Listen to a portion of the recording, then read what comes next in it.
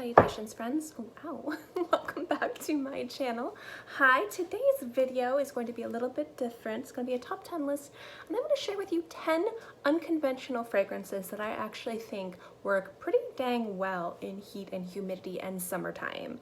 So these fragrances smell really nice in heat and humidity, summertime. They have fantastic performance and they kind of rise above. They're not too heavy, they're not too cloying. They just work really well in your standard crisp, refreshing, like woody aromatic scent that you would find dominating a lot of top 10 lists. Now, I'm not knocking those lists. I've done a bunch of those lists, and those fragrances, for the most part, are amazing scents that smell perfect in summertime. But if you're looking for more very strong, heavy scents that have a lot of power, that have a lot of presence, and kind of are more towards the fall type of fragrances, but work exceptionally well, then this video might be for you. Now, just because we are in summertime doesn't mean this has to be a summertime list. This can be another kind of addition to a list that other people have done or I've done in the past, that fragrances that work really well in a very humid, unforgiving climate. And if you're the type of person that likes to wear very strong scents, you like strong woods, gourmands, things like that, this might be a great list for you. So I do hope this list finds you well. We're going to start off with the one that I find to be the most unconventional out of all of these scents. And it's not an unconventional fragrance, and in a lot of cases people consider this to be near a masterpiece. It does have a lot of love and history within the fragrance world, specifically reviewers and Fricom. And it's Encre Noir from Lalique. Now, the reason why I find this one to be a great unconventional scent that you could wear in summertime or heat and humidity, I'm just gonna say summertime, so I'm not saying that long thing, but any place that has a very unforgiving, humid, hot climate could definitely, you know, work for summer too, since year-round summertime is notoriously known for heat and humidity. The reason why is obviously the vetiver. Now, vetiver is very good in kind of rainy, humid climates. It smells its best in, I think, hot weather. The reason why is because it kind of refreshes you, but it also anchors you. It's got that beautiful kind of earthy, grassy vibe to it, and I just think that it performs really beautifully in hot weather. It kind of refreshes you without making you think, oh, I'm wearing another like citrus bomb. I just think it smells beautiful, and all the little nuances about that note really come out in hot weather. But Encre Noir is known for its inkiness. It's known for really being very deep and vegetal and damp. And in a lot of cases, that could be a little too much in humid weather or humid climates. But for some reason, Encre Noir really just sings. It kind of reminds me when I lived in South Florida, when it would be like a thunderstorm, but it would still be like 100 degrees, and I'd go outside, and I lived in a very wooded area, so you'd smell the mud, and you would smell the grass, and you'd have the heat, and it would be kind of steamy. Encre Noir really reminds me of that, but those are all positive memories, and I find that kind of like steamy, murky, earthy smell to be really attractive. It doesn't overpower you in a way that some heavy scents can in summer, where you want to scrub it off because it's a little too much. It's actually quite invigorating and kind of anchors you to nature and the world in some weird aspect, but also smells really attractive. I think the beauty of this scent really comes out in kind of those humid phases. And even though it is a beautiful scent in the cold, I think it really comes alive in heat, which is why I think Encre Noir is a great scent to wear. Albeit don't overspray, but I think it's a fantastic scent to wear in humid weather. The second fragrance I'm going to talk about is Hamman Bouquet from Penhaligons. Now, this one reminds me of, have you ever taken like a really hot shower, like to the point where it was like too hot, and you have the smell of all the soaps and the shampoo, and you get out of the shower and you're just kind of like really hot, kind of a little bit overpowered because it was just so hot and steamy in the shower, but at the same time you just feel like, oh, this is exactly how I want to feel right now. This is exactly what I needed. That's what this fragrance invokes for me. This, I would say, is a very, very aromatic fragrance, and I would say the first 2 to 3 minutes can be a little challenging. On some skin tones, it can pull a little allemanic, a little ammonia-ish, so to say, but that goes away after the first few minutes. What I like about Hamman Bouquet is that it is designed to be a very steamy scent, a very aromatic scent, but at the same time, it evokes, again, those feelings of right out of a really hot shower. And I think when you think about humid environments, you think you're in a steam box, you think you're in a sweat box. And for some people that can be too much, but if you think about how it could be also a positive thing, how it can be a cleansing thing, how it can be a detox thing, you can kind of shift that negative experience to a positive experience kind of mentally, and I think Hamman Bouquet helps you.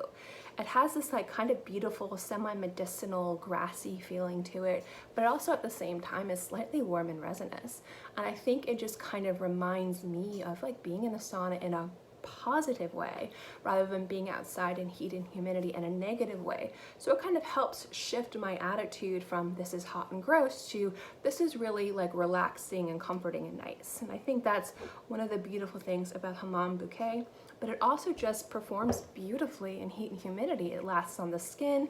It's not too loud and oppressive, so it's not going to choke other people around you, but it's going to feel just very aromatic and sexy. It's just a beautiful, beautiful scent in general, and probably one of the most underrated fragrances from the house. Next up, if you're looking for something a little bit more gourmandish, but you don't like to smell too crazy delicious in the middle of summer, maybe it's a little too much for your sense, your nose, your body. I do really like gourmand scents, but sometimes some of them can be a little too heavy for humidity and not in the good way. I find this fragrance from Aerin to be amazing, and it's Tangier, Vanille. This fragrance is really nice. It is a beautiful vanilla, but the vanilla is salty. So sometimes with vanillas, it can pull that Play-Doh vibe, like that kind of like doughy, really salty vibe. And for some people that is amazing, and for some people they absolutely hate it, and I can understand the positive and the negative. Since this is more of kind of like a salty vanilla, almost briny, it works really good in the heat. That saltiness kind of helps cut through that kind of like really thick syrupy vanilla scent, but it doesn't lose that thickness. It just kind of helps elevate it. And I find in heat, if you want to smell delicious, if you want that kind of like creamy vanilla, you can still get it. And that added bit of salt in here really, really works. So this is a great scent. It also lasts on the skin a good long time too, especially in very humid climates. Now this is a very citrus scent. In fact, it is a citrus scent, but for some people this is incredibly challenging. And I find this scent to be really beautiful, but it can be hard to wear at times. In fact, when it's cold, I find it to be harder to wear. So I prefer this in hotter climates, even though it is a great citrus scent to wear in fall if you are the type of person that misses those freshy scents in the cooler months. And it's from Hermes, and it's EDP Citron Noir. Now this is a very sharp, challenging citrus scent. This is polarizing. Either you love it or you hate it. Either it smells amazing on your skin, or you're like, get this off of me right now. I feel like my skin's going to burn off with the way that this smells. The reason being is that the different notes in here, the different kind of like, I would say, special citrus notes they chose, come together to create something that's very astringent, very tart, very bitter, biting, and sharp. And for some people, that can be perfect for humid weather. And other people, they're like, oh no, oh no. What I like about Citron Noir, specifically in the humidity, is if you really like those challenging aromatic fragrances, those fragrances that don't smell like your run-of-the-mill like light blue or things like that. You want something that's a little bit more signature scent worthy, something that's a little bit more unique to itself, but still works in humid climates. I think this scent is great. It does smell medicinal, it is very aromatic, and the citrus is quite biting and sharp. And if your skin can pull off that type of composition, I think this is a great fragrance for you. If you can't, definitely sample it first. But the humidity in this scent works really well with the citruses, and I kind of find it like kicks it in the butt kind of mentality in regards to the citrus, rather than just kind of refreshing, cooly, zesty scent.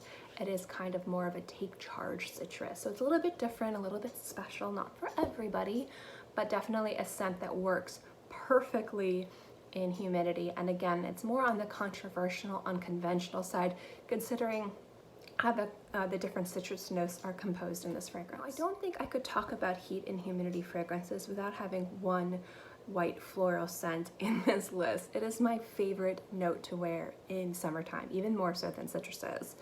And what I like about this particular fragrance is that it is in and of itself unconventional, but it provides a lot of really unique, beautiful new notes that a lot of people haven't smelled, and a really unique composition that comes together to create something that some people might find to be very challenging, but I find it to be really beautiful, and it's Forbidden from House of Matriarch. Now this fragrance is composed of a lot of very taboo notes, but I would say the two notes that really shine in this scent have to be the mushroom and the tuberose. This is a very kind of damp, vegetal, earthy, umami-like scent, and that in of itself might be not too good with heat and humidity, and it is heavier and richer and more syrupy on the skin. But that very indolic tuberose in here kind of creams it out a little bit, that sounds weird, I'm sorry, and makes it perfect for humid weather. I just find there's something magical about creamy, overtly ripe indolic, almost kind of like moldy feeling, almost slimy. That sounds weird, but if you think about overtly ripe smelling white florals, there's something really enrapturing about them. Now I'm not talking about like rotting, but if you ever had a bouquet of flowers and they're kind of like lilies or white flowers and they've been sitting in the vase for far too long, and their leaves are starting to fall off and the petals are brown and splotchy, but that has that kind of really rich, like vegetal kind of umami, creamy sweetness to it, and you're just kind of like, I really like the way this smells. I don't know if you guys like the way it smells. I like the way that smells. And this fragrance evokes that, and for some reason that just works so good, and it pairs beautifully with the heat because it's kind of more transportive. So it takes you to a hot tropical climate rather than your hot house with no AC because power went out because of a hurricane. I wouldn't say this fragrance in and of itself is an unconventional fragrance, but this isn't usually the type of fragrance that you would wear in heat and humidity. But this fragrance was designed and kind of inspired by like dry deserts, but also works really good in humid climates. And it's Camel from Zoologist.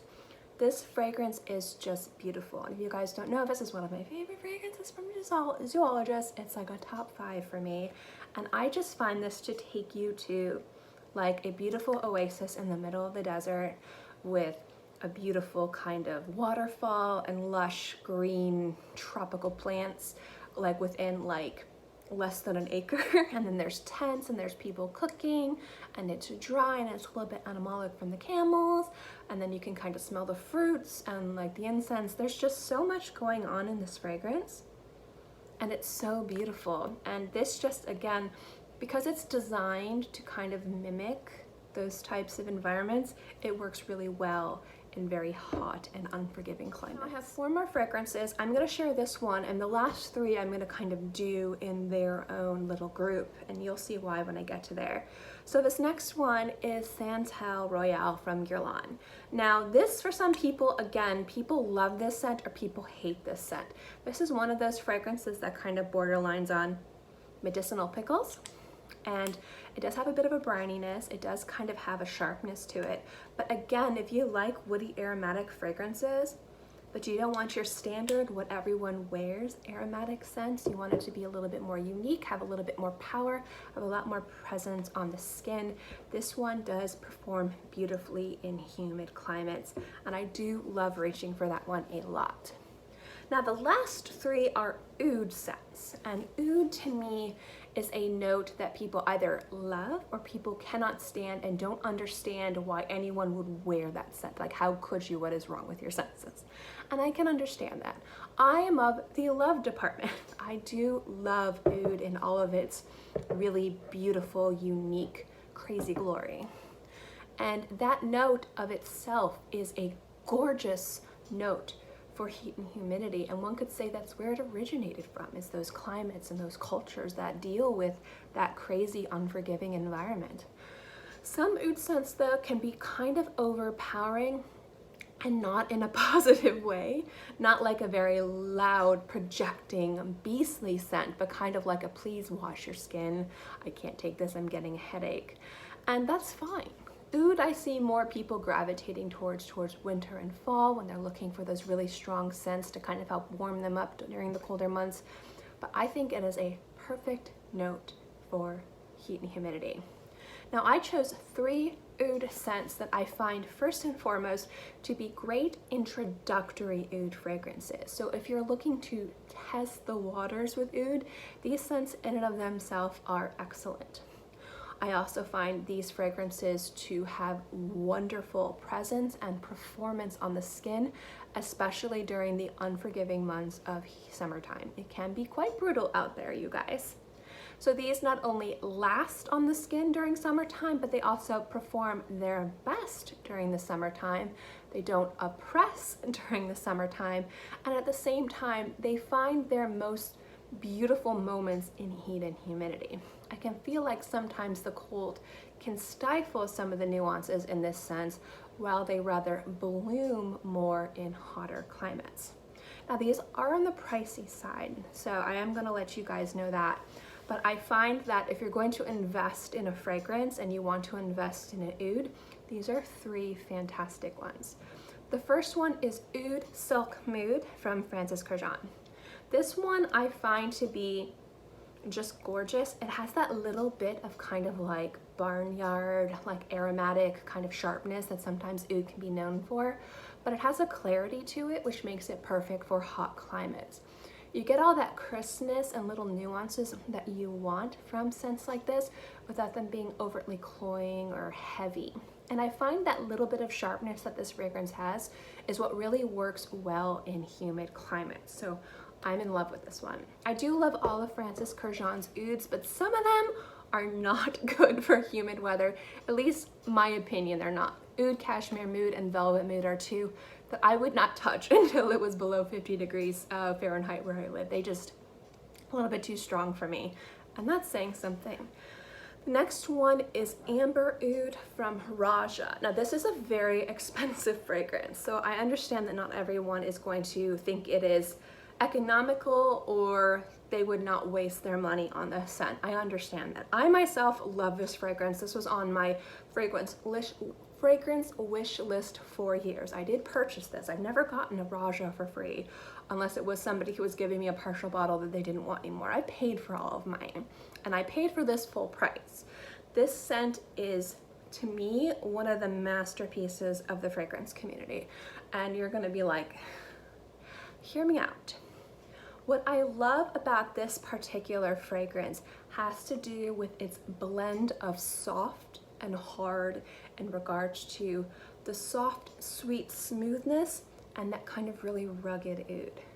Roja to me is not a house that is known for ingenuity or creative new compositions. I do not look for that from Roja ever. If they ever came out with it, I think I would probably be on the floor. What I look for Roja is a beautiful, well-crafted, blended, very comfortable and very familiar composition, but done to the highest level. And for me, and not everyone agrees with this, and just because I think this way does not mean that I'm right. This is an opinion.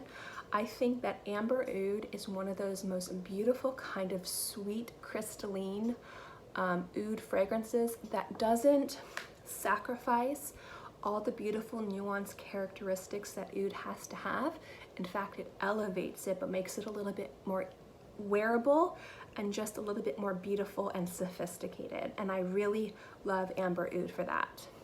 So this scent specifically in heat and humidity, the oud is a little bit more present than the other sweeter, more smoother notes in here. And that's what I really like. I like when the oud peeks out a little bit more and it's kind of like yelling in the background, like, hey, I'm here I am. And you kind of get that really beautiful, unique, woody, kind of barnyardy smell, but it's tamed by the amber. And I think that those two things come together, and that amber, that sweet, that smoothness mimics kind of like that overly indolic white floral that I love, like that creaminess that works really well in heat and humidity, which makes this smell so perfect for humid weather, especially if you like more stronger, luxurious, very impactful scents. I know that's going to be a little bit of a controversial fragrance for this list considering how expensive it is, and some people agree with the Roja price point, some people don't. I can definitely see both sides. I agree with it. That doesn't mean that everyone who disagrees with me is wrong. It's opinion, but that particular scent in summertime, even though it is so heavy and sweet, just works really well. And last and certainly not least, probably the more challenging oud scent of the three, but still not challenging, it's a great introductory oud scent, is Oud for Greatness from Initio Parfums. Now this scent specifically I find to be a great oud. I mean, it's one of the best ouds out there that is easy to wear. There are some very challenging, very strong, a little bit too strong oud scents out there that I will say are better, are a little bit more true to the composition, a little bit more true to the note. But if you're looking for a good oud scent that smells true to what people expect oud to smell like without sacrificing any of its unique, almost challenging aspects, but still is a very wearable, beautiful scent, I find Oud for Greatness to just be spectacular. Now this has saffron in it, which is going to make it a little bit more spicy and aromatic, and I think that note in and of itself really works to ground the woody aspects of this fragrance and makes it smell perfect in heat and humidity. This scent is a great year-round fragrance in general, but I preferably love this in hot weather or the very beginning months of fall. I could easily have this as part of any list year-round because I can find reasons to love this scent summer, winter, fall, spring, whatever, animal, vegetable, whichever. It is just such a great scent in general. I find it to be one of the fragrances in the community that is deserving of all the hype and love that it gets. And I think it blooms the most unique and the most beautiful, specifically in hotter weather. So that video is a little bit longer than I wanted to be. Hi, thank you for sticking through this long. I hope you enjoyed this video. I know this video is a little bit different and I probably went a little bit long-winded on some points, but I really wanted to share with you guys some different fragrances for summertime that I thought you would enjoy. In any case, guys, let me know below if you agree or disagree with any of my choices, or if there's any fragrances you yourself would add to this list. I'd love to know what unconventional fragrances you think would work amazing during the hot and unforgiving climate of summer. Thank you guys so much for watching. I hope you enjoyed it. Don't forget to like and subscribe. I love seeing this channel grow, and I'll see you guys next time. Bye.